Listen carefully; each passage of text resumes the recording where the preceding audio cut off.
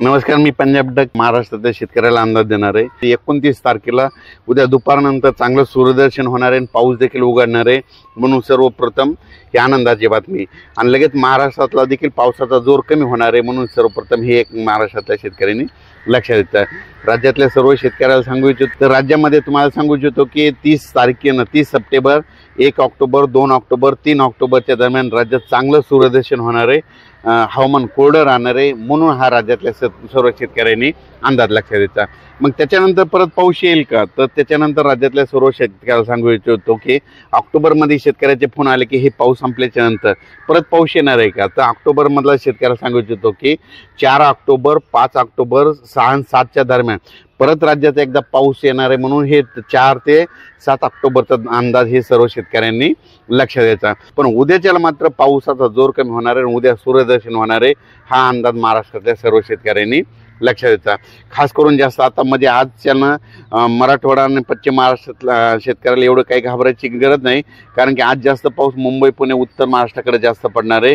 मुंबई, पुणे, उत्तर महाराष्ट्र, इगतपुरी, नंदुरबार, धुळेकडे, म्हणून हा अंदाज सर्व शेतकऱ्यांनी लक्षात घ्यायचा। म्हणजे सांगायचं झालं तर जे 4 तारखेला जे पाऊस येणार ते देखील असाच प्रमाणात राहणार आहे। ते काय होणार आहे, 4 तारखेला विदर्भाकडून सुरुवात होणार आहे। म्हणजे विदर्भाकडून काय येणार, 4 तारखेला विदर्भात आगमन करणार आहे।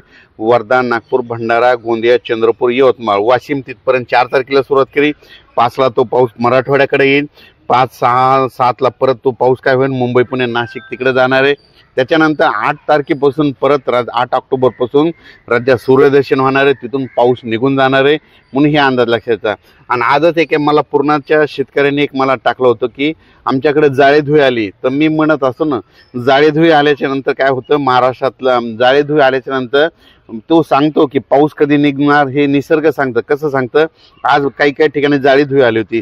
जाळीमध्ये काय होतं, झाडावर जाळे पडतात, पिकावर जाळे पडतात। जाळेधुळी आल्याच्या नंतर कंप्लीट 12 दिवसाला पाऊस निघून जातो।